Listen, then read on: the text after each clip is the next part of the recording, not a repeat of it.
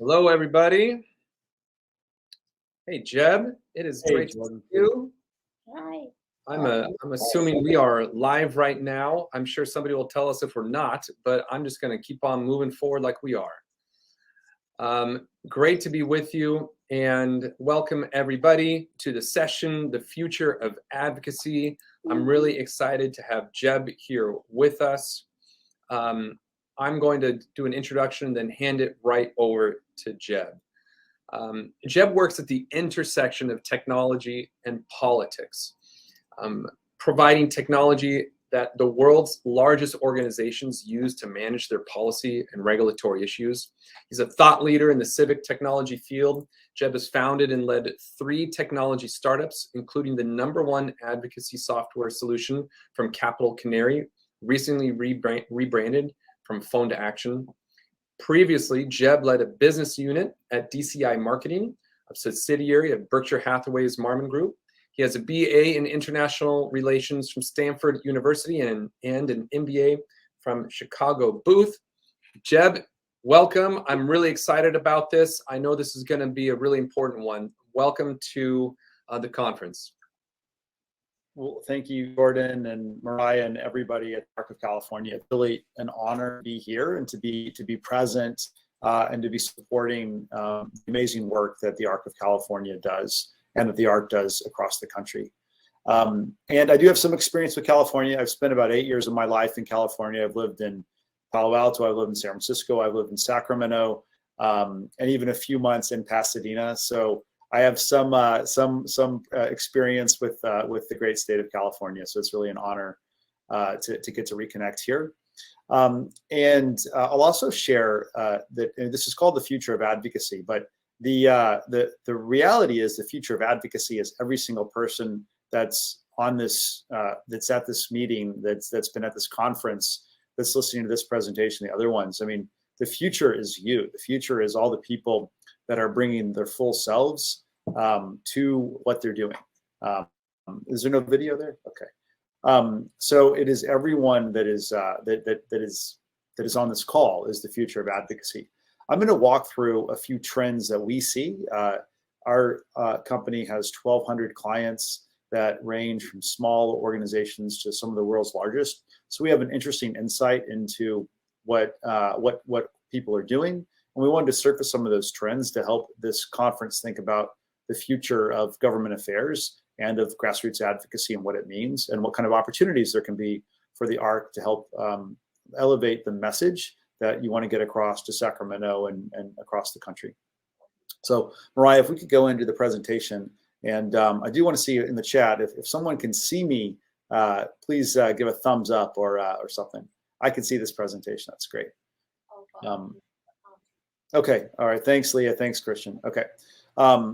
So we'll go ahead and skip to the third slide. So keep going. Yep. So we did a survey at the end of last year where we met with and surveyed the people that work with our software. And you can see here that it's a good cross section. About a little over a third of the respondents of the survey were nonprofit. We had associations, agencies, and we generally talk to people kind of across the different levels, but 55% of the respondents are directors or vice presidents or higher. So that means that the people that we are talking to are people that are helping organizations like the Arc of California make decisions about how to best engage at your state capitol to be able to help the message break through. Now we can go to the next slide. And the big trend that we heard is that it's getting harder to break through. That the challenge is both how do we activate and engage our members while also connect with policymakers. Both of these things are getting harder than they've ever been before. You may hear people talk about kind of all the noise that is out there. So these are some of the things that we have to break through. And as we see on the next slide, it's that the other big trend, and this is no surprise, is that political polarization is making advocacy harder. In 2019, we did a similar survey, and half the respondents in 2019 said that political polarization was making advocacy harder. But that number increased by almost 30% to 65%, saying that political polarization is making advocacy harder. So that's the reality that we live in. It's getting harder to break through. So we need to be savvy with how we engage and the tactics that we use to be able to help elevate your mission and your message in Sacramento and indeed across the country. On the next slide, we have a couple different quotes that people shared with us about advocacy and polarization. I'll just pick one. The one on the bottom, polarization has created an environment where if you're not all the way with me, you must be against me. So that is the context that we come to this in. And on the next slide, we also hear that it's getting harder for our clients to get meetings with lawmakers. 33% of people say that it's harder to get meetings with federal lawmakers. Now, that means that 2/3 of people say maybe it's not getting harder or it's staying the same. What we'll hit on is that the key to breaking through is elevating your voice and bringing in personal stories so lawmakers can connect, because the big numbers can be hard for people to get their heads around, but that individual story can make all the difference in the world. So we also recently interviewed some chiefs of staff at federal offices, and we asked them a series of questions about what they think the right way to deliver your message is. And on the next slide, we kind of distilled some of the takeaways. And this is federal. So if you think about this in Sacramento, a lawmaker may only have a couple staff members. So meeting with that staff can be just as valuable as meeting with the lawmaker themselves. So if you have a chance to meet with a staffer, that is okay. Treat it just like you're meeting the member. It's very important that you want to talk about the impact that that your issue has on their district or state. Make sure that that is clear. And then most importantly, and we're going to keep coming back to this, tell a compelling and relevant story that illustrates and connects with that lawmaker or that staffer. So they're going to keep that front and center as they think about the opportunities they can do to help further the issues that you care about and you're championing and you're supporting. So on the next slide, what we found is that 80% of the nonprofits that we work with, that's over 650 nonprofits, are going to get involved in some way or another in the midterms. So one way that people can get involved is advocating on issues. And this is something the ARC of California does really well. I had a chance to get to spend some time with some of the members of the team as we were kind of talking about what I can share with you all. And I've seen some great work, very exciting and forward-thinking advocacy work and grassroots advocacy, I should say, and digital work coming out of this team. And that means that you're doing the right things. And we just need to continue to drive engagement through. But there are some things kind of broadly that is an opportunity. Only half of the nonprofits that we work with were planning on encouraging people to register to vote. Now, that's not telling people whom they should vote for. It's encouraging that people do register to vote. And this is an opportunity because if you make it possible for people to register to vote, and they are big supporters of what work the ARC of California supports, that can help drive more engagement and more participation in the civic process. So it's an opportunity, and you can do that with a variety of different ways. But just asking people if they're planning on voting, or if they have a plan, can help encourage people and kind of give them that little push or nudge they need to go turn out when the election comes. So let's go to the next slide. And what this represents is what the top areas of focus were for the different organizations we talked to. Well, the number one area of focus is recruiting more advocates and growing our audience. You know, the fact that you are already having a great conference like this with so many attendees is an absolutely wonderful step. And the fact that this is the 15th year means that you've created something that is sustainable and repeatable, which is really the core to building a successful, you know, long-term program. So that is the first area. And that's what 60% of the respondents said is their top focus. So one of the things that the ARC does quite well is, you can see on the next slide, is serving up campaigns that people can engage on. And this is an example just of a kind of a simple campaign. This is not from the ARC, it's from another organization. But we'll have a chance to do a campaign a little bit later today where everyone that's participating on this call can take action. But the idea is that if you share your information and send a message to your own lawmakers, they will have that message. They'll be able to read that message and they will understand why it matters. And it also gives you something concrete you can do.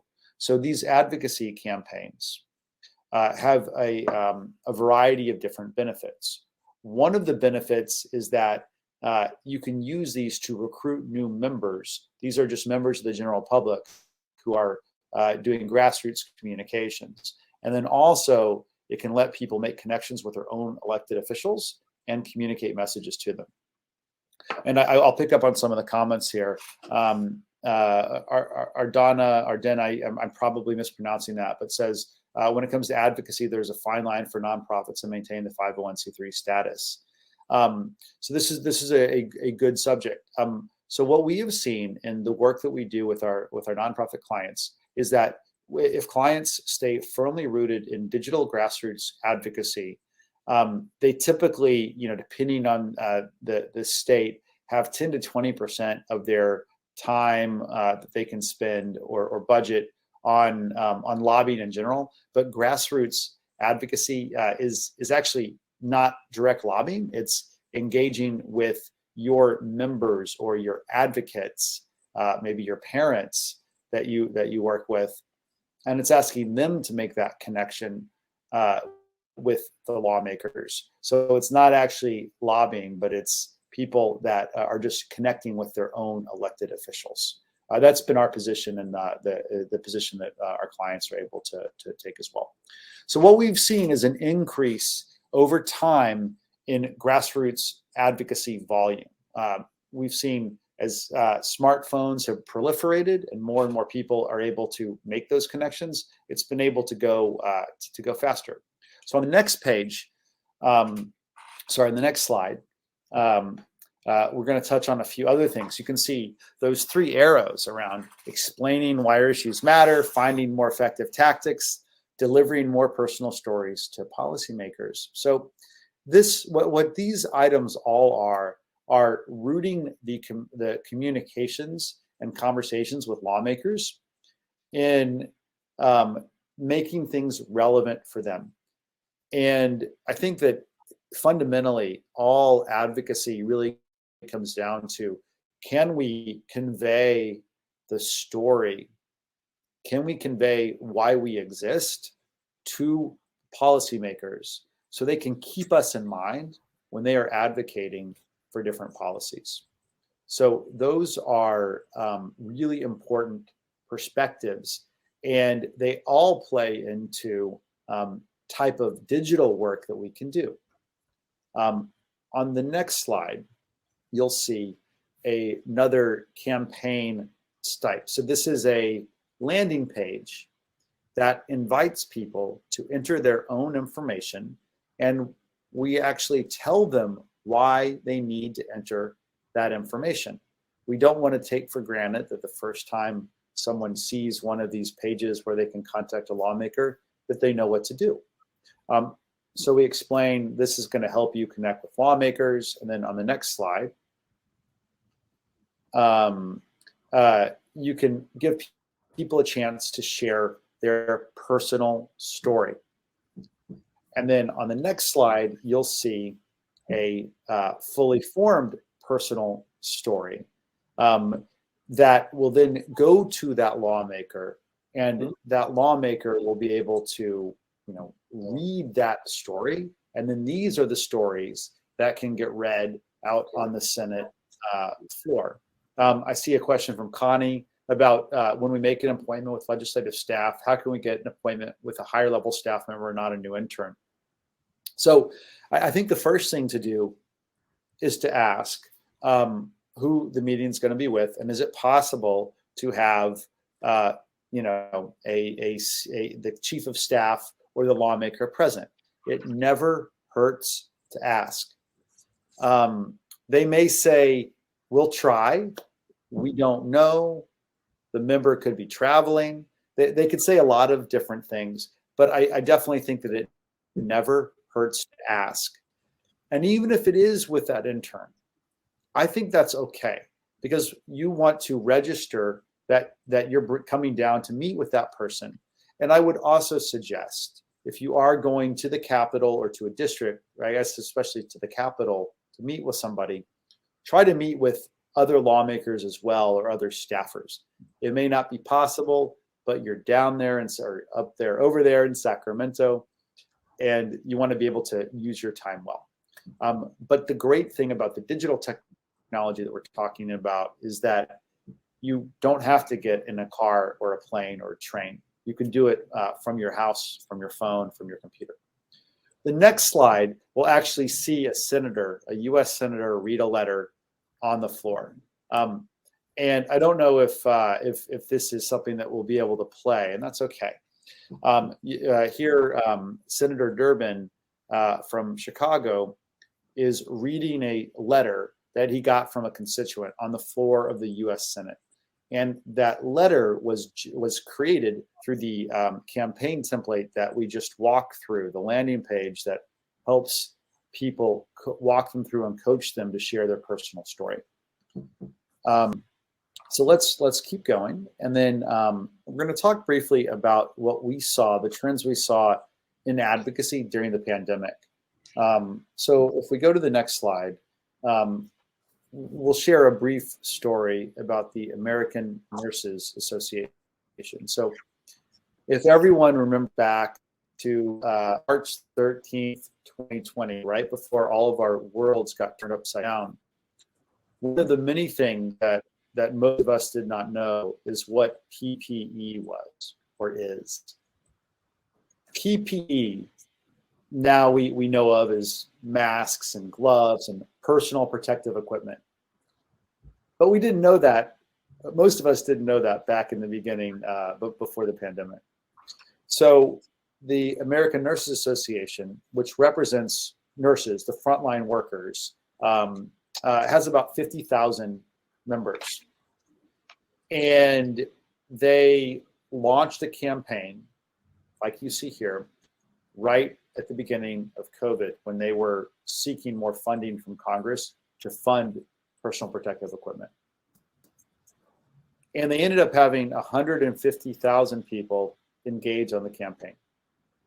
They gained 105,000 new advocates, by far the most engagement they'd ever seen, because everybody felt this issue was important to them. So launching campaigns and initiatives and creating an opportunity for everybody to get involved and sharing them on social media can bring many new people into your advocacy network. So for everyone on this call, when the ARC of California shares campaigns, they send them via email or on social media, it's important to take action and to share them so other people will see them. And that creates an opportunity for people to continue to join and express support for the work that you're doing. Now, the next slide shares another interesting piece of data. Prior to the pandemic, 63% of all the people that engaged in an advocacy campaign on using our software, were doing it from their phones. And we had a hypothesis, a guess, that because many people were working from home at the beginning of the pandemic, that number would go down and that most people would engage from their computers. But what we found is that the number actually went up. So about 70% of all the action takers we see take action from their phones. And as you see on the next, the time that most people are doing that is Thursday afternoon between 11 a.m. and 6 p.m. So we're pretty close. The optimal hour was 1 o'clock. So let's see what happens in the next few minutes, right? We may take action too. And then if we keep going to go one more slide. What we also determined is that more than half of the nonprofits that we work with send an advocacy communication at least every 2 weeks. And then 75% send an advocacy communication at least once a month. So the most important thing that if you get an email from the ARC of California, we want to encourage you to open it and to read what they're sending, because the team is putting a lot of time and thought into the call to action and the programs and the stories that they want to share. And what there may also be in there is an opportunity to contact your lawmakers and advocate for policies. So when you get those emails, it's really important that you click on them and read them and engage however you can. Even if that means, if they're, once a month or once every other week, if you get an email and there's a request to take action, click through and send that email, because that helps. Send that email to a lawmaker or sign a petition, because all that engagement helps us identify what programs are going to drive more engagement. And then if you can share those on social media, you can bring more people in, and more people that come in lead to more action and engagement. So let's okay, so let's go to the next page and let's see. So Connie has a question: how can we engage the general public in our advocacy whom legislators may listen to more, since it translates into more votes? Well, I think that a lot of this is going to come down to how you educate people and the broader community about your issues. And I think that it is again, we come back to the noise and to the stories. So I think elevating the stories of your members, of the stories of some individuals with disabilities that are working alongside or going to school alongside general population, and everyone is thriving because of it and benefiting, is the type of story that we can elevate. And my mother was an educational diagnostician, and she would administer testing for kids in elementary school and middle school.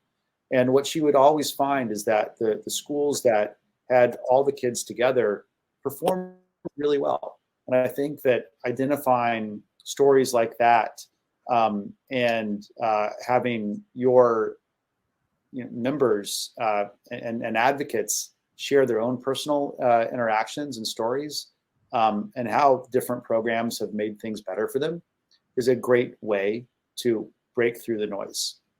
Because while an individual story really helps with a lawmaker, it also helps with the general public. And the organizations that tend to have the most success generating kind of broader engagement outside of their communities are ones that find stories that can be mainstream, that are mainstream, and can attach onto them and move quickly. And to kind of segue with that, we find that 91% of nonprofits use email, by only about half, 47%, use text message. So those are both really valuable channels. And then we also find that while 79% use organic social media, 36% use paid social media, which is basically you doing advertisements. And then also understanding what political landscape is and what things are happening. Now I know we're running a little bit over,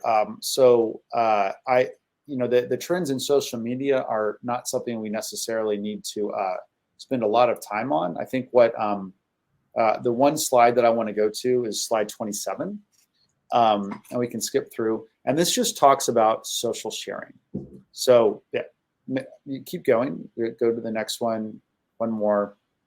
Okay, and go back one. What we have seen is that when campaigns share, if you share your campaign on Facebook, we saw during the beginning of COVID a 420% increase in people engaging and then coming back to the organizations. And on Twitter, we saw a 150% increase. What this data suggests is that social media is a great place to recruit new advocates. And then if you go to the next slide, and this will be the last one we do in this segment, we saw great engagement from across the board, all the different age groups.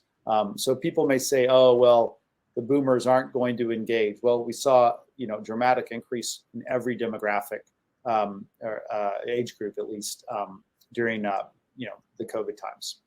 So Rick has another question. What happens if you meet with staff with a legislator who doesn't sympathize with your issues? Well, I think that's okay too. I mean, I think that the key is being respectful, explaining your issue, and you may surprise. You may be surprised, and you may surprise them, and they may be surprised about what the reactions are. But I think that one of the most important things we can do is engage with people that may have different perspectives or views than we do, and have a conversation. And so, Rick, I think that if that happens, that's probably a good thing, because if you're only talking to people that do sympathize with your issues, you're probably not going to move the dial as much as you could if you start to persuade people that don't believe. Well, if they're not respectful towards you, I think that that's more a commentary on them and who they are. And I don't think that means that we be disrespectful in return. I certainly wouldn't advocate that. But I think that's just something that you file away, and hopefully they will learn that they need to be responsive to their constituents, and that means being respectful even if they disagree. But that's a tough one. But hopefully that doesn't happen too often. Are there any other questions? I know we're over the originally allotted time, and I want to be mindful to the presentation, but I want to make sure we got all the questions that came in. So Mariana shared earlier that she spent some time on the Hill in DC. She assures us that staffer meetings may be more productive as are the ones that assist the member. That's a really good point, Mariana. Thank you.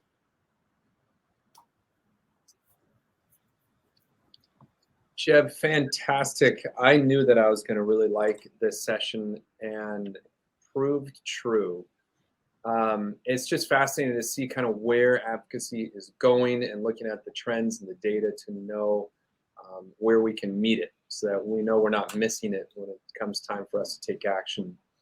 What's really cool now is that we get to follow Jeb back to the main stage, and everything he's been talking about, and everything we were talking about before the session about our policy priorities this year for the developmental disability community, we're going to actually put into action and take an action. Jeb, I think, is going to lead us through that, if that's correct, Jeb, back on the main stage as we connect with the other attendees. I think that session is still going just for another minute, but that's okay. We can join them during the middle of it. So I welcome and encourage everybody now. You go up to the left side and you click on stage as an attendee, and that will take you back to the main stage. Jeb, I believe you and us have another way to get there. And everybody, we'll see you at the main stage in just a minute.